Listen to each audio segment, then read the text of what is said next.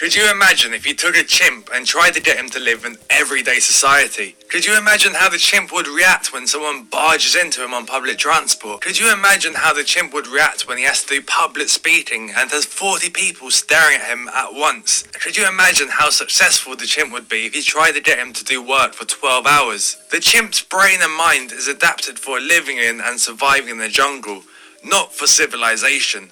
But guess what? We still have part of our brain called the limbic system, which is adapted for surviving in the jungle. And this part of our brain is the source of many of our negative emotions, such as anxiety, stress, and lack of motivation. The chimp mind management model is based on scientific facts and principles, which have been simplified into a workable, easy to understand, and easy to use model. And it helps you to understand this chimp part of your brain so that it doesn't work against you. The human brain can be divided into 6 main parts, and the book chooses to focus on 3 of these. The parietal, which is referred to as the computer, the frontal, which is referred to as the human, and the limbic, which is referred to as the chimp. Although they try to work together, they can clash. Your chimp, known as your limbic system, is evolved from when we were monkeys living in the jungle. It is a primal system which serves to keep you alive and away from danger. No chimp, no survival of a monkey in the jungle. The chimp processes information primarily through feelings and impressions. As speed is important, it doesn't have time to make complicated logical decisions. The chimp quickly assesses the situation, rapidly reaching judgments and conclusions. You can see how that would be really useful in the jungle, but isn't so necessary in modern day society. The chimp thinks in quite black and white, and it makes opinions which are harsh and unforgiving. The chimp thinks short-term survival with little regard to longer-term consequences. Maybe you're on a diet and you have an urge to eat a donut, and that is the chimp. Because your chimp is built to survive in the jungle, it senses danger everywhere, and this makes him sensitive, neurotic, and paranoid. The chimp has powerful drives of sex, dominance, food, security, and territory. The chimp in us will not change, but you have a choice in how you behave to any suggestion from the chimp, because any suggestion is only that. It's an invitation to act or think in a certain way. We also have a frontal lobe, referred to as the human, where more human functions are carried out. In terms of evolution, it's a much more recent addition that helps us to understand and rationalize the world.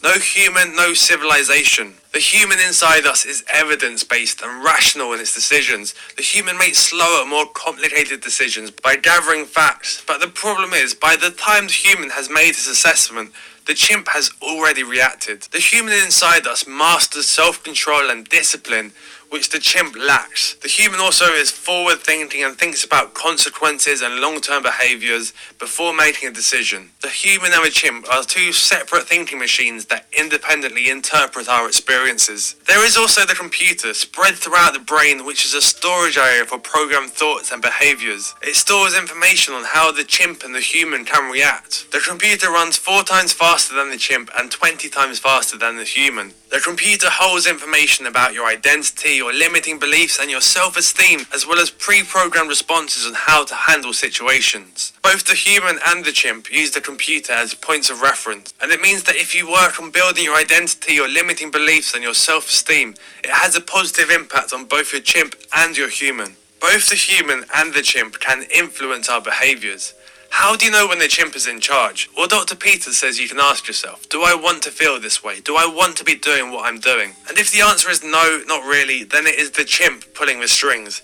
You can tell if the chimp is hijacking you if you have unwelcome thoughts and feelings, struggle to live life the way you want to, sabotage your own happiness and success, act impulsively and regret it later, procrastinate or can't stick to resolutions. Your human may try to take back control from the chimp, but the chimp is much quicker and stronger than a human, so you may not succeed. Let's say that you're at a social gathering, but you can't help but feel anxious and tense. Your human knows that there is nothing to be afraid of, but your chimp is hijacking your emotions. Dr. Peters tells us that we cannot free ourselves from our chimp, but if we want to be happy and successful, we have to get good at managing our chimp. The first thing to know when managing the chimp is that any thought or action it tells us to do is only a suggestion. And the second thing to know when managing the chimp is that the chimp is stronger and faster than a human, so if you try to beat the chimp with willpower or speed alone, you will be unsuccessful. There are 4 main strategies for managing your chimp. Exercising your chimp. Exercising your chimp is letting your feelings out in a safe place. This could be privately or with a person you feel you can confide in and who will not place judgment. Once we let the chimp express himself and say everything he wants to say, he is calmer and more open to be reasoned with. Boxing your chimp is using your human side to talk to your chimp with truth and logic. You can agree with your chimp and at the same time offer alternatives. For example, say you have to do a public talk at work and your inner chimp is making you feel scared and anxious. Ask your chimp, what is the alternative if I don't do it? What you are doing is training your chimp brain to listen to and accept your human rules.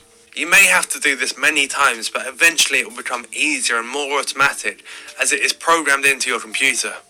Sometimes you can box your chimp straight away, and other times you will need to exercise it first. Eventually you will box your inner chimp and your human will take over.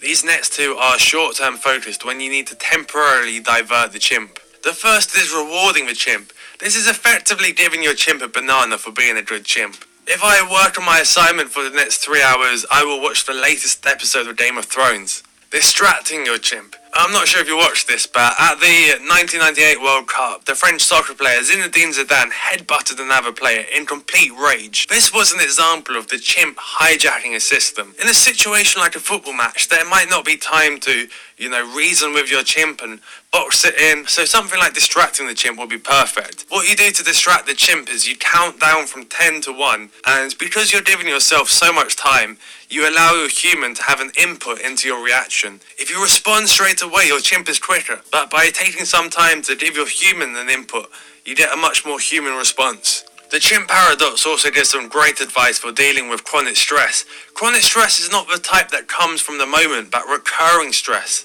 The chimp doesn't let go easily, even though it's completely irrational to hold on. So the human in us has to come up with steps for letting go. Some practical steps for letting go are relaxation techniques such as meditation and yoga, gaining perspective on the situation where you really see how petty your problems are compared to how big other people's problems are. And this can be done through talking to a friend, because often you realise how pointless and monkey-like your thoughts are once you start talking with a friend. And remember that you are in charge of your feelings and reactions, and any suggestion from the chimp is just that, it's a suggestion. I hope you found this video useful and it helps you to realise when your chimp is taking over so your human can take control again. If you want to see more like this, make sure you subscribe because I've got plenty more to come.